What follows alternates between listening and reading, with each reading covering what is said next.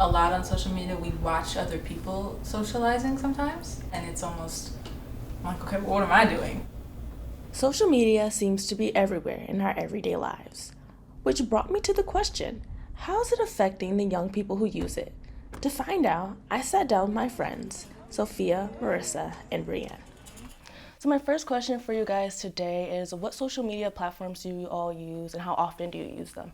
I mainly use Instagram, would probably be the one I use the most, and I use TikTok occasionally.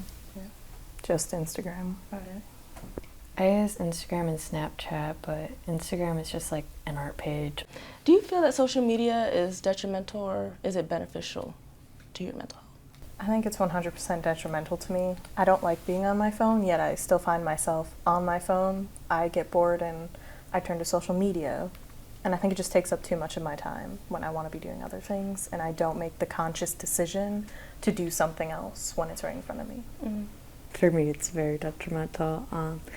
I had to delete TikTok about 2 years ago because I was getting a lot of panic attacks from just watching the videos. When you get onto certain sites of social media, it's a lot of people trauma dumping, and that was not good. Mm-hmm.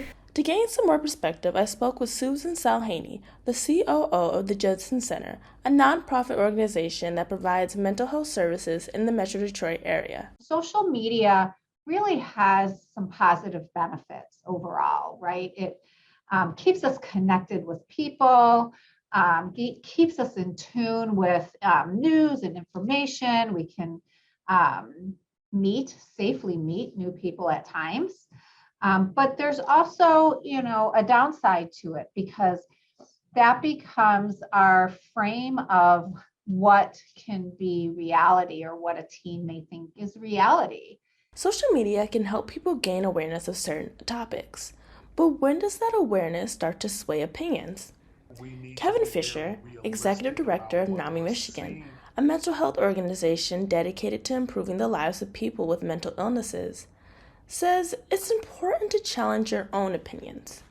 I ask why. If I give you my opinion, if I say, for example, racism is bad, racism is a public health crisis, you have every right to say, why, Kevin? Why do you believe that? What are you basing that opinion on? To learn more about the research-based effects of social media, I spoke with Dr. Shama Fahim, Chief Medical Officer at Detroit Wayne Integrated Health Network. What effects does social media have on a teenager's mental health that they're developing and growing into the adults that they want to be?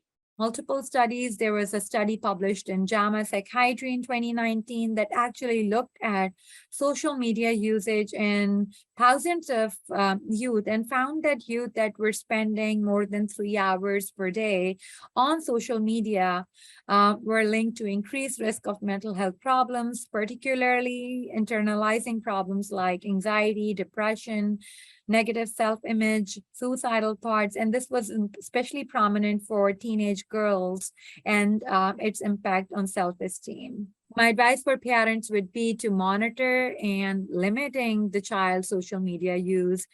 The more you're aware about how your child is interacting on social media, the better you'll be able to address any problems that may subsequently arise.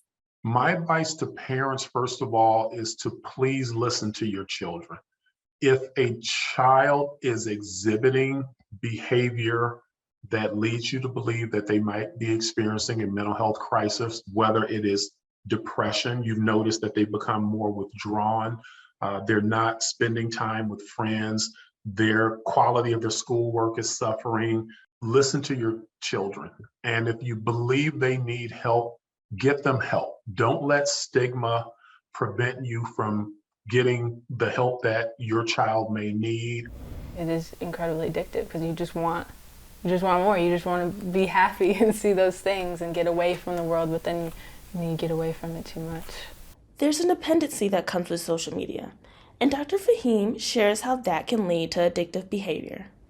Between ages 10 to 12, there are changes in the brain going on that makes social rewards such as compliments, release some neurotransmitter hormones like happy neurotransmitter hormones like oxytocin or dopamine. All of that can make our youth extra sensitive to attention, admiration from others. I feel like it's kind of like chocolate. You eat it and you're like, oh my god, this is so good. And then like 5 minutes later, you kind of feel like, oh. During our conversation, I asked Marissa, Sophia, and Brianne a more difficult question. Will social media ever cease to exist? You know, one app, one social media platform can die out, and another one will probably come and draw people in again. So I think that cycle would probably be really difficult to break with technological advancements. It'd probably just have to be a society thing, but is the whole society just going to decide to do that? In conclusion, social media is here to stay. So the bigger question is, how do we manage social media in a healthy way? You know, we get caught up in watching other people do things, other people's lives, and not being as focused on our own. So I think it's important to do things that make you feel as present as possible.